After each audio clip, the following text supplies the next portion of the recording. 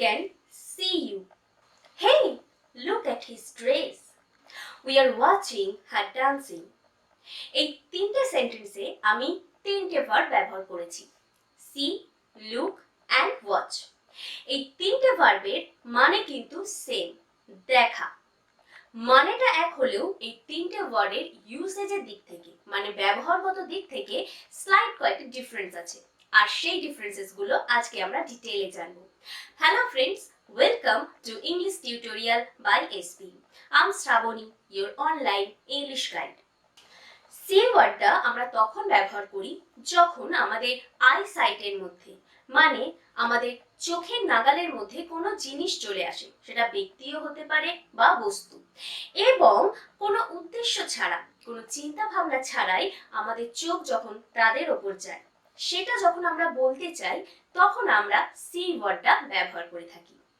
আমি যে ফার্স্ট সেন্টেন্সটা বলেছি that I can see you মানে আমি তোমাকে দেখতে পাচ্ছি, এখানে সি ওয়ার্ডটা আমি এই কারণেই ব্যবহার করেছি কারণ যাকে আমি দেখেছি বা যাকে আমি দেখছি তাকে দেখার পেছনে আমার কোনো ইন্টেনশন ছিল না, মানে কোনো উদ্দেশ্য ছিল না। সে আমার চোখের নাগালের মধ্যে চলে এসেছে এবং আমার চোখটা তার উপরে গেছে, সেটা বলার জন্য আমি সি ওয়ার্ডটা ব্যবহার করেছি। এখন যদি আমাকে কেউ জিজ্ঞাসা করে যে শ্রাবণী তুমি কি দেখতে পাচ্ছ এখন, সেটা তুমি বলো, আমি তখন বলবো এটাই যে I C a camera in front of me, I can C books, lights etcetera. এগুলো যে বলার জন্য আমি সি ওয়ার্ডটা ব্যবহার করেছি তার মানে এটা আমি বলতে চাইছি যে এগুলো দেখার পেছনে আমার কিন্তু কোনো উদ্দেশ্য নেই, কোনো চিন্তা ভাবনাই নেই, এগুলো আমার চোখের নাগালের মধ্যে আছে, আমি চোখে ঘোরালেই এই জিনিসগুলোই দেখতে পাচ্ছি, আর সেই জন্যই আমি এখানে সি ওয়ার্ডটা ব্যবহার করেছি। আমাদের সেকেন্ড ওয়ার্ডটা হলো লুক। লুক ওয়ার্ডটা আমরা তখন ব্যবহার করি যখন আমরা কাউকে কোনো পার্টিকুলার ডিরেকশনে কোনো স্পেসিফিক ডিরেকশনের দিকে তাকাতে বলি এবং কোনো কিছুর ওপর, সেটাও ব্যক্তি বা বস্তু হতে পারে, তার উপরে অ্যাটেনশন দিতে বলি, মানে নজর দিতে বলি, মনোযোগ দিতে বলি।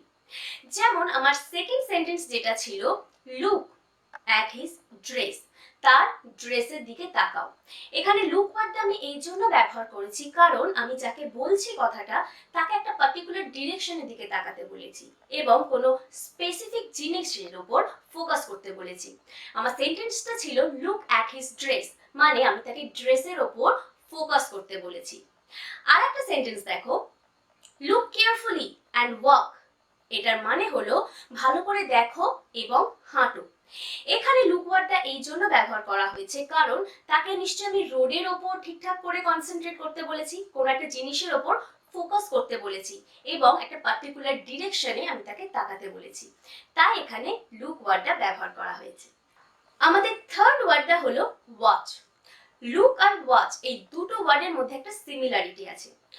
লুকের ক্ষেত্রে যেমন আমরা কোনো কিছু জিনিস দেখতে গেলে আমাদের অ্যাটেনশন দিই, তেমনি ওয়াচের ক্ষেত্রেও আমরা কোনো জিনিস দেখার সময় ভীষণ রকম ভাবে অ্যাটেনশন পে করি, কিন্তু ডিফারেন্স হলো লুক আমরা যেরকম কোনো পার্টিকুলার ডিরেকশনের দিকে তাকানোর জন্য ব্যবহার করি, ওয়াচ আমরা তখন ব্যবহার করি যখন কোনো আমরা জিনিস দেখি, সেটা ব্যক্তি বা বস্তু এখানেও হতে পারে, তার মধ্যে একটা মুভমেন্ট থাকবে।